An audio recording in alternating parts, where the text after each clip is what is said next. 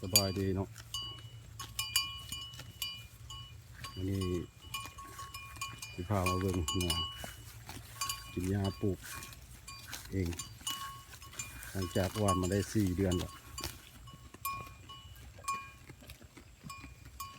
ตัวยาธรรมชาติก็ปลูกติดขึ้นนำเลยมาปล่อยให้กินเอง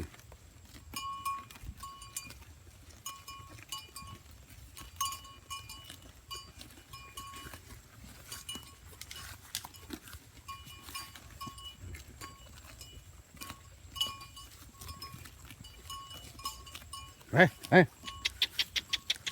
ข้ามไปเลาะไป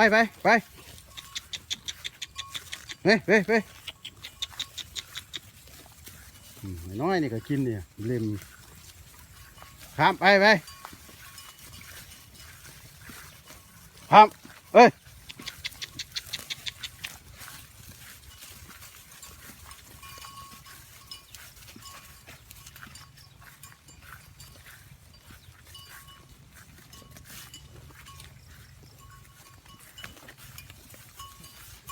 ข้ามข้ามไป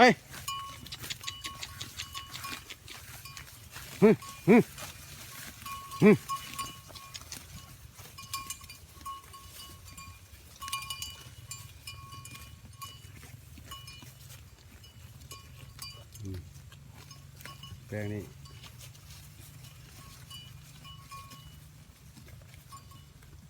ขันลายเขาบอกจะกินได้งัวนี่ก็เลยเหยียบไปซื้อ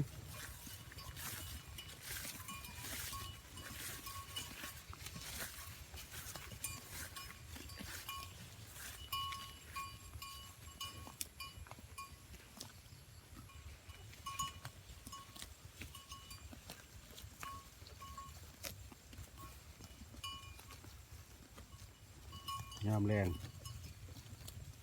กินพอเรียกน้ำย่อยมานี่แถวนี้บุญยกออกดีไปไหนแถวนี้มันมีหญ้าธรรมชาติลายปล่อยมันเข้ามากิน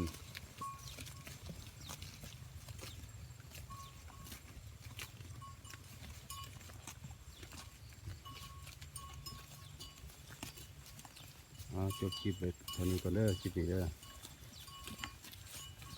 ถ่ายลงเท่าละเล็กละน้อย